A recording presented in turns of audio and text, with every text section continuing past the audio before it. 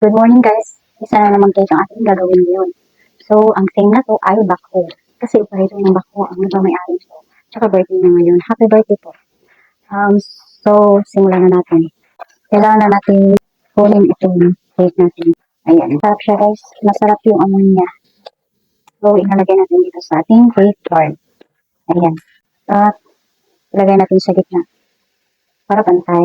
Kunin natin itong baking paper para mas madali tayo sa ating gagawin. So, lalagyan natin ng chocolate syrup.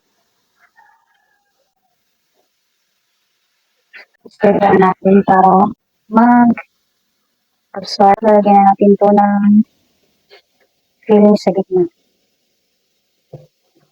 Yung ibang baker guys, kung nilalagyan nila ng chocolate chips at kung ano yung kailangan nito. Yung pinaka-filling nila. Kaya medyo siya, exciting, high twist. Pero sa akin hindi na. Hindi naman ko siya kapilin. So ayan, ipapapin na natin guys ang pangalawang layer natin cake. Don't worry guys, nahuhugas ako ng kamay bago magsimula dito. So guys, lagi natin tatandaan na kailangan balance talaga yung cake para hindi siya tabing, ayan, bago natin lagyan ng dough. Naging first yung sasabihin, na importante po sa mga ganitong cake, kailangan natin gumamit ng dough. Para just in case, hindi galing masira ang ating cake. Pero lang yung dalawa lang, pwedeng magkabila lang talaga yun. Okay na yun. So, magpo-frosting na tayo guys. Hindi tayo magkakamkot kasi hindi naman to malaking cake. Pwede na to diretso. Ayan. Masyado marami ang order. Gawin mo nasa coastal area lang tayo. Wala masyadong tao. So, ito. Split muna tayo guys. Ginagawa natin to para maging smooth ang kalalabasan ng ating cake. Para hindi naman siya masyadong sa taas. Kasi dito ako magdodrawing. Hindi pwedeng may bukas-bukas. So, ayan. Kailangan talaga siya makinis guys. Okay na to guys. Pwede na to gawin yan. So, kailangan ko ng toothpick. So guys, kailangan ko gawin siyang hindi ko alam kung kasi yung picture na dapat i-drawing ko dito ay nasa phone ko. So, hindi ko makita yung kasi ginamit ko to sa video. So, kaya ngayon gagamitin ko to.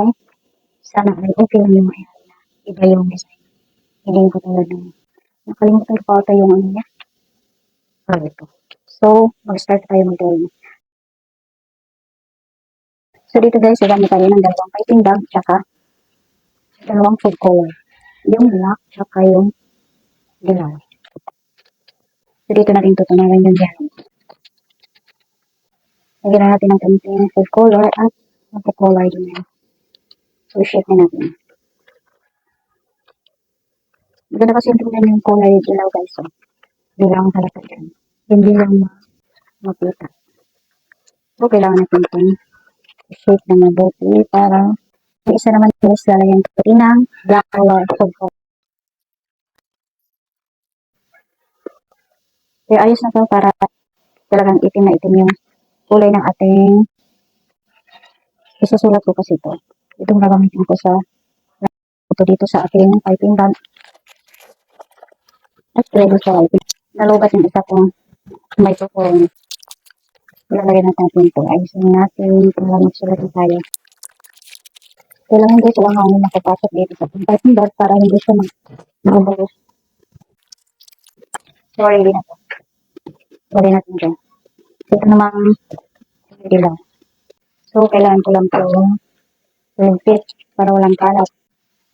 So, ito guys, kailangan natin ito ilagay dito para may guide tayo. Ayan. So, let's start. Magsimula na tayo ng drawing.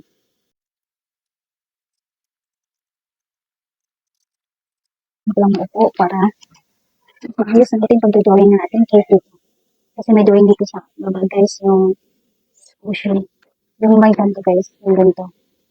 Yung sa may pang cushion. So, ito na. Kailangan ko ng toothpick muna.